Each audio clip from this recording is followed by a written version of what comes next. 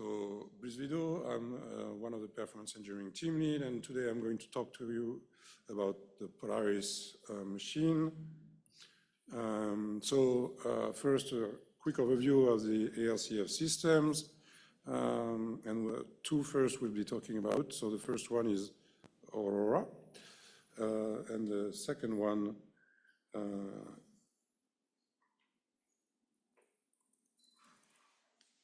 the second one is Polaris. This is the one I'm going to present. We also have a test bed with different AI accelerators that people can request account to. And we have the Sophia platform, which is kind of a sister to Polaris, but as a more beefed up GPU settings. We use it mainly for AI training. So I'm going to talk about Polaris today.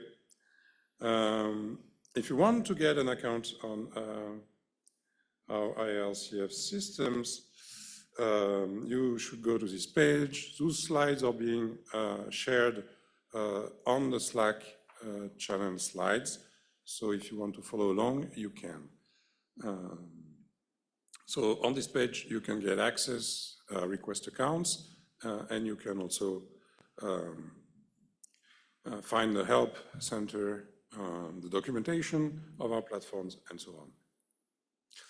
So Nathan already presented most of it, though if you want to connect to one of our machines, you should just use SSH, use your account name, and then the name of the system, like Polaris, .alcf.anl.gov. You can find the workshop materials on GitHub at the address here. We already talked about the Slack channels, so if you have questions, technical QA, keep an eye on announcements, and for the different tracks, we have sub-channels. So the project you're going to use today is called ALCF Training. As Nathan said, we have two queues. So I won't spend some time here. The location for the project is on one of our the Grand file system, and you can find it here. So these are in my slides for reference, and you can find them already. All right, Polaris. How is this machine hardware? So let's start from the bottom and look at the node. So slight disclaimer, we've been through an upgrade. I've updated most of the slides. I've not been able to update this picture, so it's slightly outdated, and I will let you know why in a few seconds. So it's node configuration where we have one AMD GPU coming along with half a terabyte of RAM on 8 channels. We have 4 NVIDIA GPUs here connected by NVLink. They are A100 GPUs. They have 160 gigabytes of HBM memory on those GPUs. And we have almost 2 terabytes of bandwidth per GPU. Of course, you have way less bandwidth on the memory side of the machine.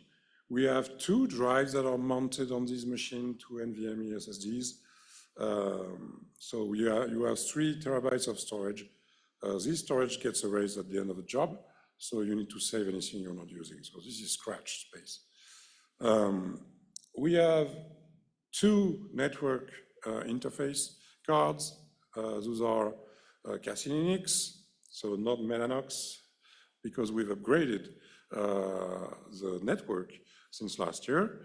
And so now you have the full 50 gigabytes per second full duplex per network interface. We used to have half of that here. So you can feed 50 gigabytes of data into each of the nodes directly. If you communicate to the GPUs through PCI Express, it's a Gen 4, so you have 64 gigabytes of transfer. And you have 600 gigabytes of transfer between the GPUs, thanks to the NVLink that is connecting them in an old-to-old fashion. So on the double precision, we have 78 teraflops total GPU performance here. All right, this is the node. How is the CPU here? So this is a classical AMD Milan chip. Not much to go around, a big L3 cache, and then more standard L2 and L1s. You have 64 threads and 32 cores, so you have some kind of hyper-threading to use here. TDP is 225 watts, so a server chip. The GPU is maybe more interest to people. So a regular A100 PCI Express chip is almost 10 terabyte of double precision, twice as much if you go through the tensor core, and same for the FP32. In machine learning precision, you go to 300 teraflops, which is way better. And of course, each of these come with 40 gigabytes of HBM2. We already talked about the bandwidth, and the TDP of each of these should be 250 watts. But in our Polaris node, they come in a GX A100 configuration, which is 4 A100 chips on a daughter board, which aggregates exactly 4 times the computing power. They are interconnected with 600 gigabytes NVLink, but you have only 400 watts of TDP for the whole thing. So you're getting a lot of computing efficiency by using these configurations. And this is all of our nodes are like this. So I already talked slightly about the NVMe, so I won't stand very long on that. You just access these SSDs through POSIX APIs. They are mounted on the nodes and they will get erased. If you want to save something, it's either on the Grand or the Eagle file system. I'm saying Grand and Eagle because for legacy reason, you can still find them. We only have one file system, which is called Eagle, and that is mounting the old Grand as well. So how is the Polaris machine configured?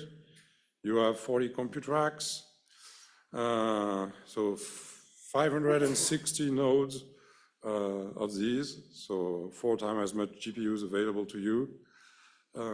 So we go to 280 terabytes of DDR and almost 100 terabytes of HBM for the whole system.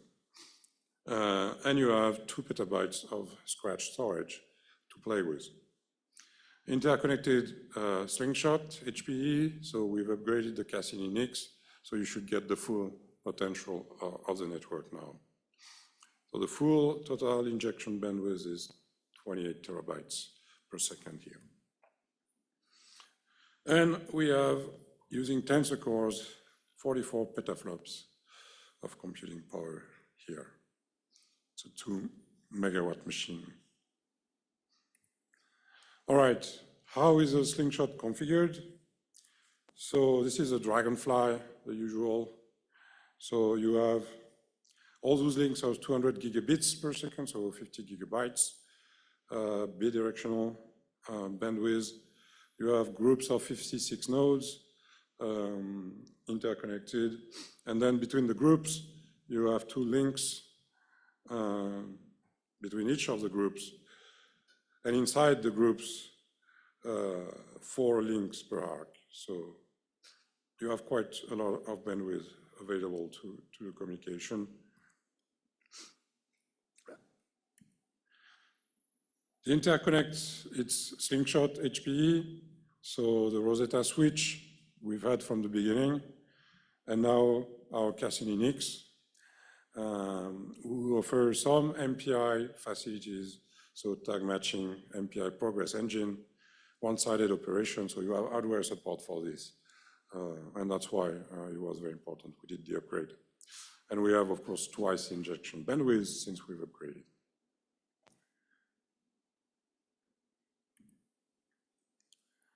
All right, storage. I already hinted at this. Let's say it again.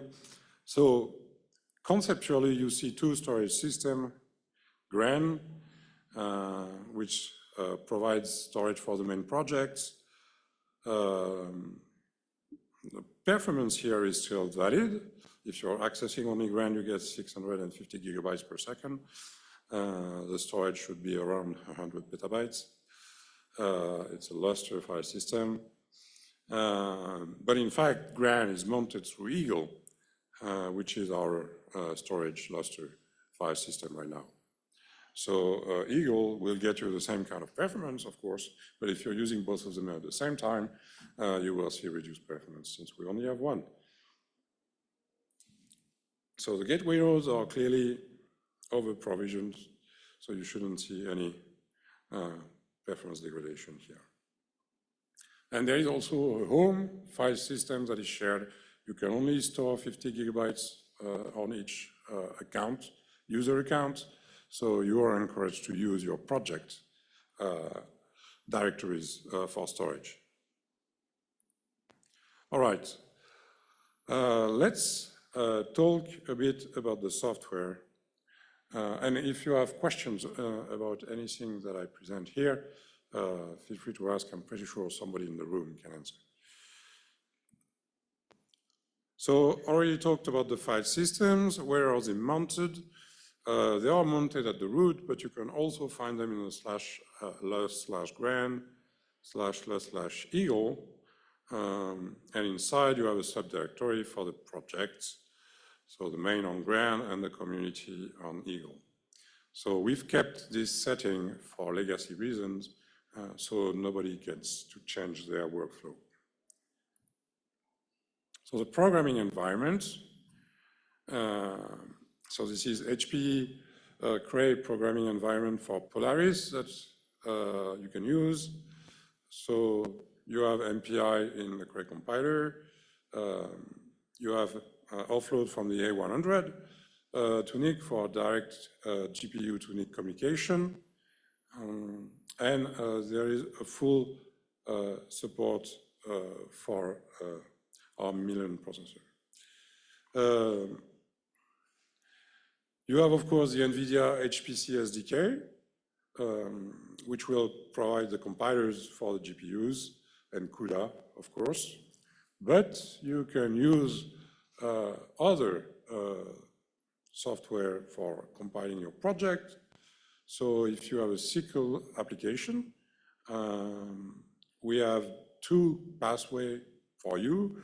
You can use a CodePlay Compute CPP compiler with the NVIDIA support, and you can use LLVM with DPC++ compiler from Intel, which supports NVIDIA GPUs and is installed with this support. So of course it supports Intel GPUs, but we've developed an NVIDIA backend with CodePlay for the Intel compiler as well. So the modules, when you get on the machine fresh from an SSH, you get this list of modules, which is the Cray programming environment, which is loaded by default. So here is a list. We advise you to add, by module use, the modules which are in soft/module files, which are installed by us and not by the Cray programming environment. This will provide you some conveniency packages like CMake, which can be useful to some people. So before you complain you don't find any module, please make sure you've added the soft module files inside your modules. If you do module avail, you will get the lists of available module files, of course, and you will see that you have the, here we show you the Cray version of the modules, but you have way more than this installed. So we talked about the programming model. Here is a bit more deeper view of the programming model available. So it's an MPI machine, so it's MPI plus something, OpenMP standard. So you can do CPU code if you want. That would be a waste though. But you may need to compile some things with OpenMP, of course.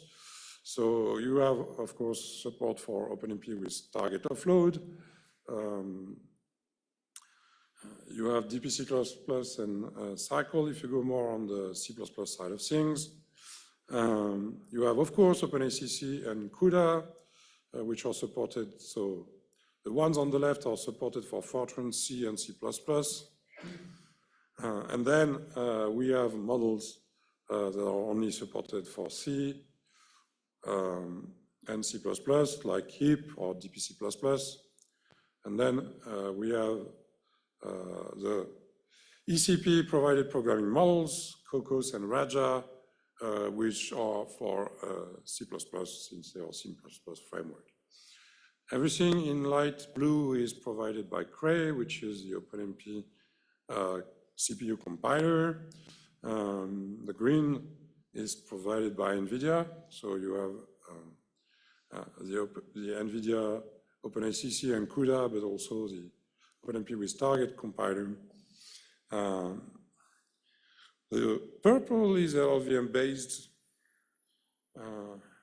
Red is provided by AMD, and yellow is by CodePlay. We could add an Intel box for the DPC++, but yeah, that's already starting to be pretty crowded in here. So you can use these programming models in combination and build your application from these. So you have wrappers from Cray that are enabled by default for building MPI application. CC in lowercase gives you the C compiler, CC in uppercase gives you the C++ compiler, and FTN will give you the Fortran compiler, whether, let's say, the MPI wrappers on top of the Fortran compiler. You can get debug information using the Cray flags. That can be very useful if you want to understand what's happening. And you have a couple of variables to get libraries and C flags that are used by default. So you have the Cray environment, but you may want to use something else. So we are proposing other programming environments available on the machine. You have the GNU compilers, which is very useful for mixing with NV HPC compilers. You have, of course, LLVM, I talked about it, with support for CUDA and OpenMP offload. I already talked about Cray, I'm not going to talk once more. And we have OneAPI toolkit, which also includes the CodePlay plugins for NVIDIA GPUs on OneAPI. So all of these are available by default. The programming environment is NV HPC, which comes bundled in the Cray PE, but you can move to others if you want. The scheduler is PBS Professional, so you use QSub to submit jobs. Don't forget to specify the location. It will be restated later. And remember, you can find the slides online already if you want to browse through them. So you, on the head node, you're submitting your jobs for the compute node. You can use QStat to know why your job is not running, which is usually what people want to know, and get details about the jobs. You can modify your requests with QAlter, and you can cancel your job once you understood why it's not running, and resubmit another one using QDEL. So the options you are most probably to use, the wall time. So here it's written as 6 hours. I advise using only one. That should be enough. Resource selection, if you want to use specific nodes for your reservation.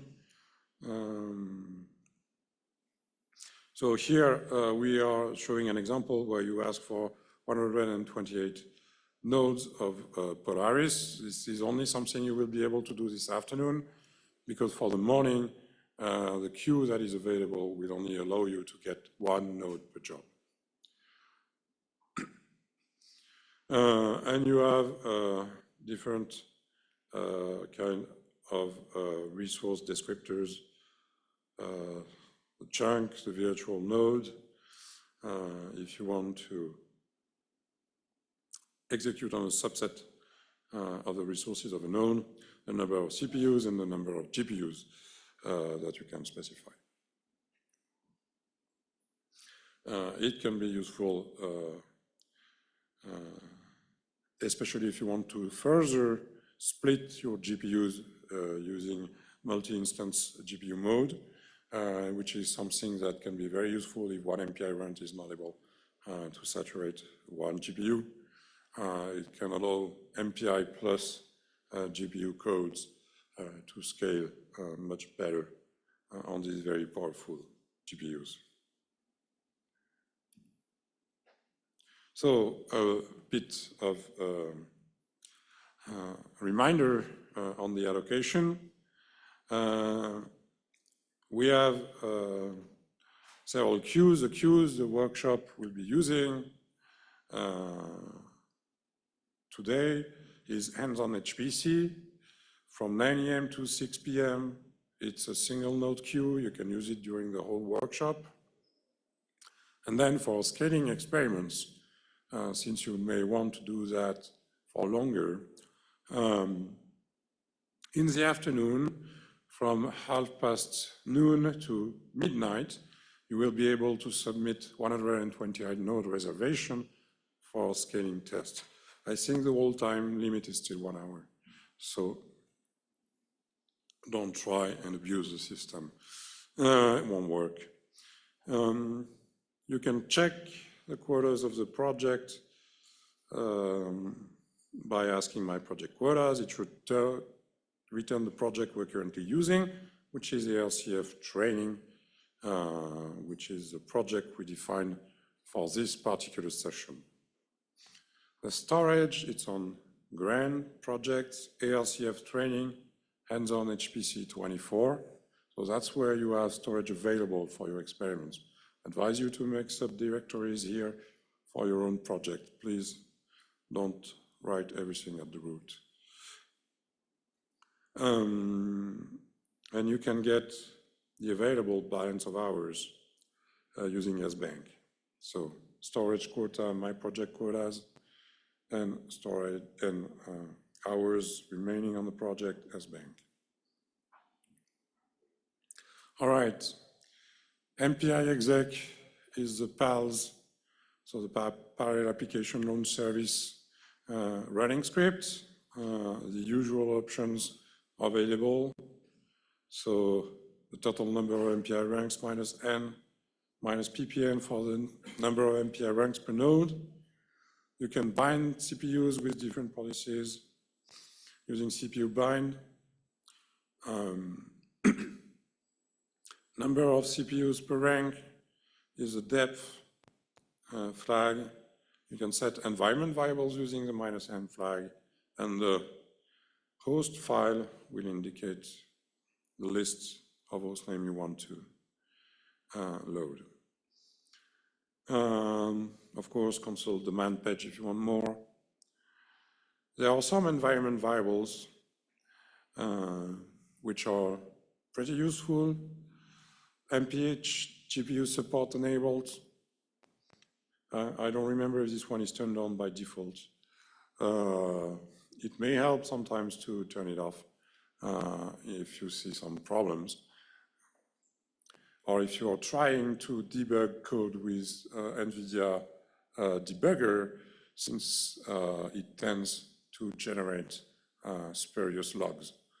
So last time we found it very useful to disable this one. You can get information about the network cards while the job is running to know who is sending what to where. Sending the policy of MPI ranks to NICs. We want them by block on the MPI on the NICs in round-robin fashion, thanks to NUMA allocations based on the GPU or user mapping. And you use another environment if you use user to describe the mapping using the last environment variable. So you have example of job scripts. I'm not going to go through the job scripts here, but you can find them in my slides should you need. I think they have been properly updated, but if somebody spots a mistake, let us know and we will edit the slides and update them. Thank you. This is an example of using affinity in order to bind network and cores to GPUs. That can be useful as well. And you have a link to the examples in the slides. Debuggers available, stack trace analysis tools, so you can sample the stack at scale on the GPU, GDB for HPC, parallel debugger, CUDA GDB, very useful to debug on the GPU, and of course you have GDB available for debugging purposes. We have profilers, so PAT, performance analysis tool, Nsight, that you should be familiar with if you use NVIDIA. So we have our very own TAPI that should be installed and available, and HPC toolkit. So all of these are in modules you can load if you need to. All right, and I'll conclude by giving you pointers to the relevant resources. So user documentation at the ALCF Support Center. You have more details about Polaris on the Polaris page. And if you have any account problems, you can, of course, use the Slack channels, but when you're not in the workshop and you need help, support at alcf.nl.gov should get you in contact with our support team. And with this, I am done. Thank you very much.